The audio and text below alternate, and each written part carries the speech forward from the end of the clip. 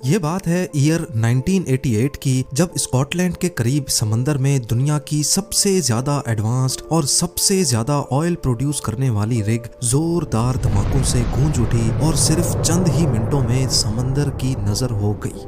पूरे 3 महीनों तक जोर लगाने के बावजूद भी इन्वेस्टिगेशन टीम को इस हादसे की असल वजह मालूम ना पड़ सकी।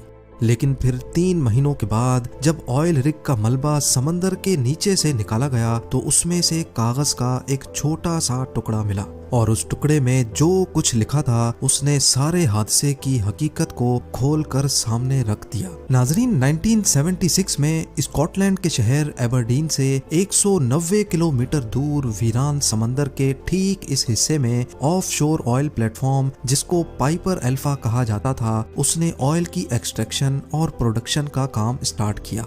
पाइपर अल्फा एक बहुत ही मजबूत और एडवांस्ड ऑयल प्लेटफॉर्म था जिसमें 185 किलोमीटर फी घंटा के समंदरी तूफान को भी बर्दाश्त करने की सकत मौजूद थी। था तो ये समंदर के एक ऐसे हिस्से में जहां दूर दूर तक कोई शहर आबाद नहीं, लेकिन पाइपर अल्फा अपने आप ही एक शहर था, क्योंकि एक वक्त में यहाँ 226 वर्कर्स रहते थे जो शिफ्टों में 24 घंटे काम किया करते थे। अपने दौर की हाई टेक रिग होने के साथ साथ पाइपर अल्फा दुनिया की सबसे ज्यादा प्रोडक्टिव रिग भी थी, जो अपने अच्छे वक्तों में डेली 3 लाख से ज्यादा ऑयल के बैरल्स प्रोड्यूस करती थी। इसकी कामयाबी देखते हुए 4 ही सालों के बाद यानी 1980s की शुरुआत में ही इसको नेचुरल गैस और लिक्विड पेट्रोलियम गैस की प्रोसेसिंग के लिए भी इस्तेमाल किया जाने लगा। इसका टोटल वजन 20,000 टन था, जो तकरीबन 100 ट्रेन इंजन्स के बराबर बनता है। और अगर इसकी ऊंचाई का अंदाजा लगाया जाए तो ये समंदर के सरफेस से 90 फीट ऊंची थी, जबकि इसका आधे से भी ज्यादा हिस्सा समंदर के अंदर हुआ करता था। जी हाँ, ये फ्लोटिंग ऑयल प्लेटफॉर्म नहीं था, बल्कि हैरत अंगेज तौर पे इसकी फाउंडेशन 750 फीट समंदर के बॉटम से उठाई गई थी। पाइपर अल्फा का मेन काम ऑयल की प्रोडक्शन था, जिसको प्रोडक्शन डेक पे किया जाता था। इस डेक पे कई मॉड्यूल्स इंस्टॉल्ड थे, जिसमें मॉड्यूल ए ऑयल और गैस को पंप करता था, मॉड्यूल बी और सी ऑयल और गैस को प्रोसेस करता था, और इन सब को पावर देने के लिए और पूरी रिग की इलेक्ट्रिसिटी नीड्स को पूरा करने के लिए मॉड्यूल डी था, जिसमें हैवी जनरेटर्स लगे हुए थे। ये एक बहुत ही कॉम्प्लेक्स प्रोसेस होता है जिसमें पार्ट्स की रेगुलर मेंटेनेंस भी रिक्वायर्ड होती है, और इसी मेंटेनेंस के लिए पाइपर अल्फा पर 200 से ज्यादा वर्कर्स की आर्मी रहती थी, जिनके लिए प्रोडक्शन डेक के ऊपर कंपार्टमेंट्स बनाए गए थे। वर्कर्स अपनी ऑफ शिफ्ट में यहाँ रिलैक्स करते थे, जिसके लिए एंटरटेनमेंट, कैफेटेरिया और स्लीपिंग क्वार्टर्स भी मौजूद थे। 6 जुलाई 1988 वाला दिन भी दूसरे दिनों की तरह इन वर्कर्स के लिए एक रूटीन का वर्किंग डे था। सुबह के 7:45 पे मेंटेनेंस स्टाफ ने एक पंप की मेंटेनेंस के लिए कंट्रोल रूम से परमिशन मांगी। कंट्रोल रूम के शिफ्ट ऑपरेटर्स ने पेपर वर्क के बाद उनको परमिशन दे दी। आपको यहाँ बताते चलें कि ये किसी भी ऑफ शोर ऑयल प्लेटफॉर्म पे सेफ्टी को बरकरार रखने के लिए एक रूटीन वर्क होता है, इसीलिए इसमें कुछ भी एबनॉर्मल नहीं था। नॉर्मली ऑफ शोर रिग्स समंदर के बॉटम से भी कई हजार फीट नीचे से ऑयल और गैस को पंप करती हैं, उनको प्रोसेस करती हैं और फिर कंप्रेसर पंप्स की मदद से उनको रिग से बाहर पाइपलाइंस के जरिए एक्सपोर्ट। क्योंकि यहाँ बात हो रही है क्रूड ऑयल, नेचुरल गैस और एलपीजी की, जो कि इंतहाई इनफ्लेमेबल फ्यूल्स हैं। इसी वजह से इस सारे प्रोसेस में कई सेफ्टी वॉल्व्स भी लगे होते हैं, ताकि अगर किसी वजह से भी कोई पंप खराब होता है तो जमीन से निकलने वाली खतरनाक गैस का वाल्व ऑटोमेटिक बंद हो जाए। पाइपर अल्फा की प्रोडक्शन डेक पे पंप ए गैस को कंप्रेस कर रहा था, जबकि पंप बी बंद पड़ा था, क्योंकि उसका काम पंप ए को बैकअप देने का था। अब नॉर्मली एक पंप कई दिनों तक चलता रहता है और उसके बाद उसको रेस्ट देकर दूसरा पंप चलाया जाता है, या फिर अगर एक पंप खराब हो जाए तो उस सूरत में दूसरा पंप स्टार्ट किया जाता है। दोपहर के 12 बजे मेंटेनेंस वर्कर इस पंप बी के सेफ्टी वाल्व को खोलने में मसरूफ थे, क्योंकि उसकी मेंटेनेंस ड्यू थी और इस काम के लिए वो ऑलरेडी सुबह को परमिशन ले चुके थे। शाम के 6 बज चुके थे, लेकिन पंप बी के सेफ्टी वाल्व की मेंटेनेंस मुकम्मल ना हो सकी। इसी वजह से वर्कर्स ने ये काम नेक्स्ट डे पे शेड्यूल कर दिया। और इसमें भी कोई खतरे की बात नहीं थी क्योंकि पंप ए अपना काम कर रहा था और अगर रात गए इसमें कोई मसला भी हुआ तो gas valve automatic shut off हो जाएगा। सुबह की शिफ्ट खत्म होने का वक्त आ चुका था। सारे वर्कर्स ने नाइट शिफ्ट वालों को चार्ज दे दिया। नाइट की शिफ्ट में टोटल 62 वर्कर्स थे, जबकि बकाया 164 वर्कर्स ऊपर लिविंग क्वार्टर्स में रिलैक्स करने चले गए।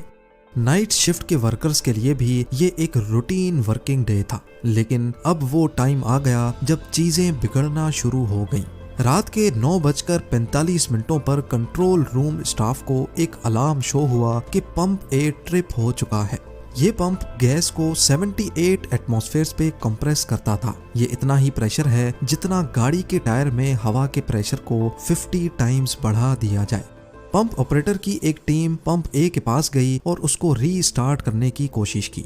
नॉर्मली पंप आसानी से स्टार्ट हो जाता है, लेकिन इस बार वो नहीं हो रहा था। अब कंडीशन ये थी कि जमीन के नीचे से गैस मुसलसल टैंक में जमा होती जा रही थी और अगर अगले आधे घंटे तक पंप ना चला तो गैस वाल्व बंद हो जाएगा और इसके साथ ही पूरी रिग का प्रोडक्शन प्रोसेस भी। बेशक ये इतना डेंजरस तो नहीं था, लेकिन वर्कर्स रिग के शटडाउन को हर कीमत पर अवॉइड करना चाहते थे।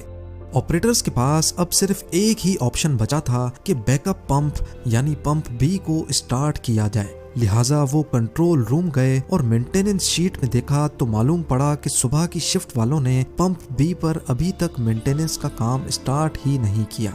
ये देखकर पंप बी को ऑन करने का फैसला किया गया। पंप बी को स्टार्ट करते ही सब कुछ वापस नॉर्मल हो गया, लेकिन इसके 10 मिनटों के बाद 9:55 पर कंट्रोल पैनल में कई और अलार्म्स बजना शुरू हो गए और ये कोई वार्निंग अलार्म्स नहीं थे, बल्कि ये गैस लीकेज अलार्म्स थे।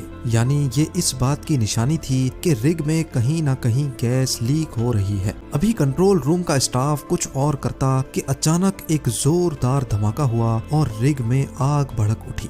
पास गुजरती हुई एक मेंटेनेंस शिप के कैप्टन ने ये पूरा मंजर देखा, जिसने बताया कि रिग में पहले ब्लू कलर का फ्लेम भड़का था। इस धमाके ने तो जैसे पूरी रिग में हलचल मचा दी। कुछ वर्कर्स ने पानी में छलांग लगाकर अपनी जान बचाई तो कुछ एसओपी को फॉलो करते हुए हेलीकॉप्टर रेस्क्यू का वेट करने लगे। इतने में रिग का तमाम ऑटोमेटिक सेफ्टी सिस्टम एक्टिवेट हो गया, जिसने जनरेटर्स, पंप्स और कंप्रेसर्स सबको बंद कर दिया। वो जहां 24 घंटे शोर शराबा रहता था, वहां अब एक खौफनाक खामोशी छा गई। लेकिन ये खामोशी ज्यादा देर ना चल सकी। 10:20 पे रिग में दूसरा धमाका हुआ। अब धुएं और भड़कती आग की वजह से हेलीकॉप्टर रेस्क्यू का सवाल ही नहीं था। पास मौजूद शिप्स जो अंडर वाटर पाइपलाइंस इंस्टॉल कर रही थीं, वहां से ये पूरा मंजर देखा भी गया और उसको रिकॉर्ड भी किया गया। इस वक्त तक ये खबर आग की तरह फैल चुकी थी। यूरोप समेत पूरी दुनिया के न्यूज चैनल्स इस हादसे को रिपोर्ट करने लगे। अभी आग बुझाने के लिए कुछ और किया जाता कि एक तीसरे धमाके ने पूरे पाइपर अल्फा को हिला दिया, जिसके नतीजे में प्रोडक्शन मॉड्यूल्स और लिविंग क्वार्टर्स समंदर में जा गिरे। वो दिन जो एक रूटीन वर्किंग डे था, वो अब तारीख का अफसोसनाक दिन बनने जा रहा था। पाइपर अल्फा के हादसे में 167 वर्कर्स अपनी जान से हाथ धो बैठे, जबकि 59 वर्कर्स इंतहाई मुश्किल हालात में अपनी जान बचाने में कामयाब हुए। पहले धमाके से लेकर तीसरे धमाके तक पाइपर अल्फा को तबाह होने में पूरा 1.5 घंटा लगा और इस खबर ने सबसे बड़ा धचका ऑयल इंडस्ट्री को दिया।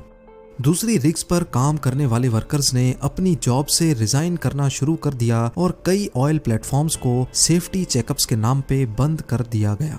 सबसे बड़ा सवाल ये उठाया जा रहा था कि आखिर इतनी एडवांस्ड और इतनी प्रोडक्टिव रिग कैसे तबाह हुई। एक इन्वेस्टिगेशन टीम कायम की गई जिसको इस मामले की तह तक जाना था, लेकिन उनके पास फोटोग्राफिक एविडेंस और चंद चश्मदीद गवाहों के सिवा और कुछ भी नहीं था।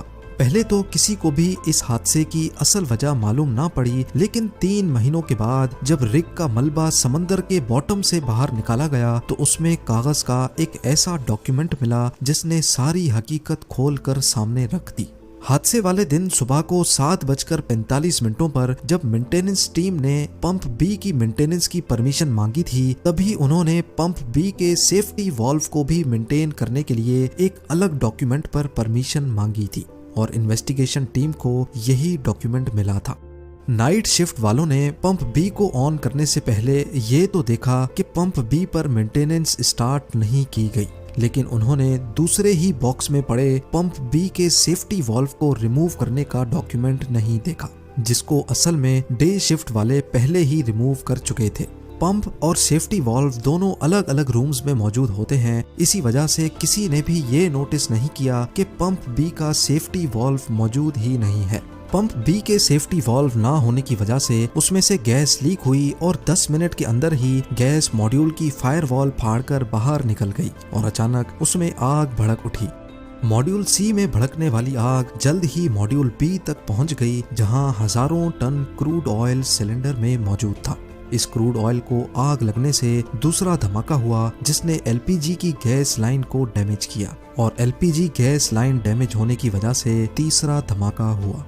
अगर आपको इस धमाके की नोयत का अंदाजा लगाना हो तो बस ये जान लें कि पाइपर अल्फा में जिस वक्त आग लगी उस वक्त उसमें इतनी गैस मौजूद थी कि उससे पूरे यूनाइटेड किंगडम की डोमेस्टिक खपत को पूरा किया जा सकता था।